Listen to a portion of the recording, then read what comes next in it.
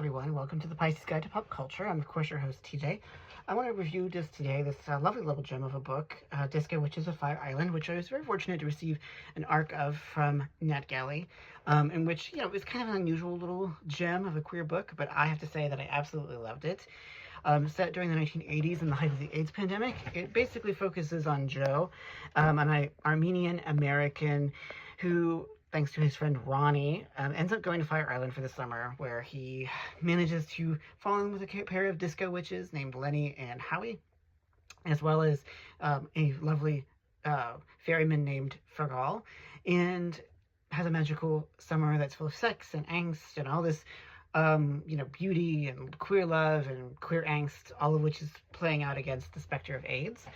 Now, it's a very wrenching novel in some places. It doesn't shy away from the horror and the pain of the collective pain and trauma of the AIDS pandemic, which, of course, is raging throughout the 80s and has left a huge scar on many of the characters, including Joe, who lost his former lover to AIDS. And his lover had actually, well, there's this whole spoiler alert, so I won't get into that. But anyway, suffice it to say that Joe goes through a lot. And there's some big revelations in the novel. I don't want to spoil too much just for this review, so I'll keep it sort of as vague as I can. But suffice it to say that Joe has a lot to deal with when it comes to love, when it comes to dealing with AIDS, when it comes to dealing with his roommates, who appear to be magical. And there is a lot of, kind of silly, quippy dialogue, and the characters are very, sometimes silly, but there's a lot of, real wrenching stuff in this book too. I really kind of found myself swept up in it. I didn't really know what to expect, simply because it's such a generically promiscuous novel. There's obviously some romantic comedy, there's some fantasy. I would brand it more as a magical realism than traditional fantasy. It's also kind of a historical novel. Now, it does hurt my heart to talk about the 80s, a novel set in the 80s being historical, but let's be real, many people reading this book won't have either been born or won't be able to remember the 80s. Even I, who was born in 84, only have brief memories. I don't, the AIDS pandemic was still a thing in the 90s, but not quite as virulent as it was in the 80s. And it's not every novel that could paint convincingly and poignantly a love story set against such deep trauma and collective pain and death. But I think Blair Fell does that extremely well. I loved this book. It made me cry. It made me feel happy. It made me horny because, there's a lot of sexy scenes in here. So I'm not going to be, I'm not going to pussyfoot around about it. There is some explicit sex scenes, but this is a gay romance. And, I'm a firm believer that gay sex scenes are important in gay fiction for a number of reasons, not the least of which is still this ongoing pervasive cultural understanding that sex is dirty, that particularly gay sex, that it's dangerous and deadly. And while, obviously that is very much in the air while this book is taking place, it's also the case that gay sex can be quite liberating. It can be a source of joy and pleasure, and even if your partner is HIV positive, there are still ways to enjoy sex with them.